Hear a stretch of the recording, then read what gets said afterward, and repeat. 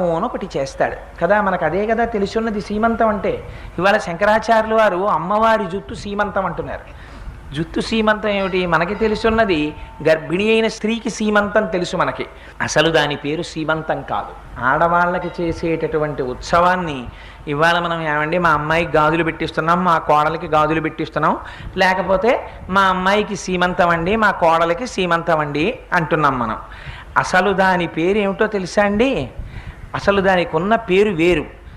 సీమంతోన్నయనము అని పేరు దానికి. సీమంతోన్నయనము అని పిలవాలి. ఎందుకు అలా పిలుస్తారో తెలుసా? సీమంతం అంటే అమంగళకరమైనటువంటి అనేక మంది 6వ నెల దాటుతుండగా గర్భిణీ స్త్రీ చుట్టూ చేరుతాయి, ఎలాగైనా ప్రమాదం తీసుకురావాలని. అలా తీసుకురాకుండా, అలాంటి ప్రమాదం ఏర్పడకుండా ఉండాలంటే ఇవాళ